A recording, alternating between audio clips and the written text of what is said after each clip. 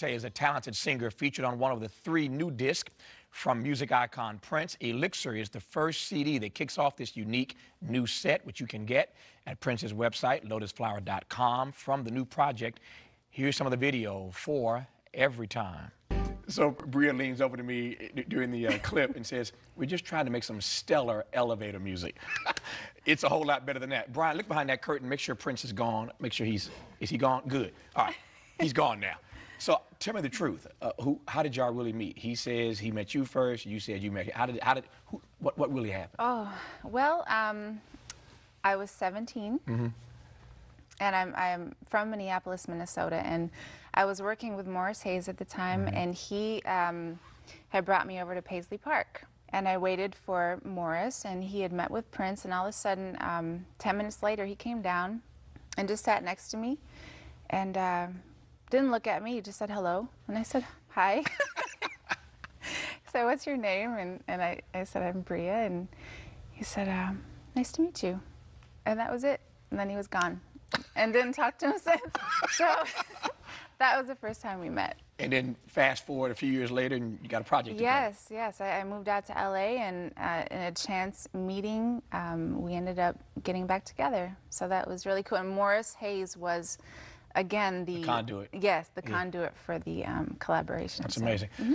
What's it like to be put there, to be exposed, to be introduced by Prince? It's a privilege and a blessing. Mm-hmm. And really the situation that we had in the working environment that I was in was like a family. And we all love music. I mean, I grew up with music. My father's a musician. And coming from Minneapolis too, I think there was a really special connection there. And when we all got together, we just combined our talents, and then we made this record that we were all really proud of. And I never ever thought that I'd be working with Prince, to tell you the truth. So I moved away from Minneapolis, and I ended up coming right back home, basically. Story, so yeah. It's really interesting how that works. Tell me about your music. Tell me about Bria's music. I wanted a record from front to back that you can just play through, and it just talks about the best qualities of love. Mm-hmm. And that's what this record really captures. So we did that, and there's a lot of live instrumentation. A few songs are jam sessions that we turned into songs after the fact, and it turned out beautiful. I'm so proud of it. Mm-hmm. Whenever Prince introduces us to somebody, there's always at least one song, maybe a couple, but always at least one song that we all latch on to because it has that quintessential Prince artist, Prince protege sound. Mikey, one of my camera guys, and I were talking earlier, we think the song that does that on your project is Tonight. Tonight, yeah. Would you agree with us? Yes. Mikey, she agrees. Tell me why we think that has that quintessential Prince protege sound. Well, Prince knows how to make people dance. He's funky. That's a nice way to put it. He knows how to make us dance. He does. Yeah. He has that quality, and I think that track is definitely something that brings that out. And you know, some people have compared it to Nasty Girl, but yeah, I would say, yeah, that's how it all comes together. To your word choice of comparing it to Nasty Girl, that word comparing, Prince, obviously here just a few minutes ago, made the point and said, and I'm quoting him almost, he says, perhaps I spoke too soon when I compared Bria to Sade. And he explained what he meant by that. I don't have to repeat that part. People just saw that a few minutes ago. But what do you make of the comparisons that others make between your music and whatever? Well, actually, this record kind of has a sound of its own. It's really hard to compare to anything else. And, you know, everybody's going to take something from it based on their personal experience.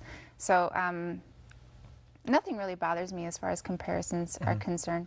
But most people that hear it, you know, my voice has a different tone than other people. I've been compared, as I've heard, to Shantae Moore and you know, some other artists like that. But it really does take on its own energy, and it has its own feeling in it. So tell me about the challenge that Prince gave you to create your own sound, to create your own lane, to do something that's not being done now.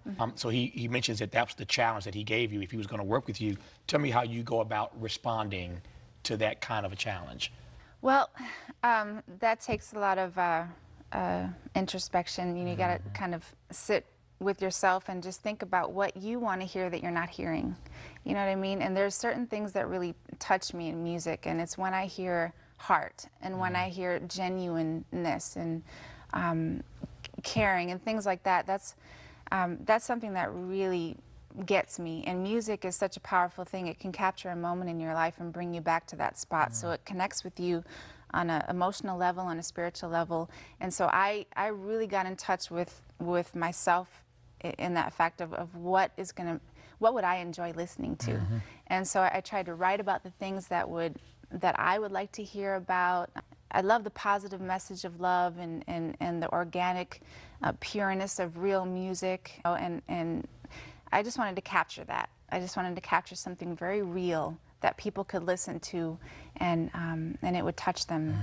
When did you know that music was what, because you modeled and that's part of your backstory as well. When did you know that music was what you wanted to do, not just something that you enjoyed? I think it was in school. When I started doing talent shows, that's kind of when I knew that this was something this is what made me happy. And it really does make you happy when you make something from nothing. That is the biggest rewarding feeling that you can have. And I really enjoyed that. So, you know, doing the talent shows and writing music and learning things from my father, and he played 27 instruments. So he's like Prince. But does he also do lead vocals, background vocals, engineering, mixing? Well, you know what? Exactly, that's the key. If you're going to launch a project, Bria knows how to put it out there. We should all be so fortunate to have Prince put us out there as part of a 3-CD set. Her name, Bria Valente, just learn it and get used to saying it because you're going to hear it for years to come. Bria Valente is the name. The CD is called Elixir, part of Prince's new 3-CD set at lotusflower.com. Bria, nice to have you on. Oh, it's a pleasure. First time, but I hope it's not the last. I hope not to. Nice to see you.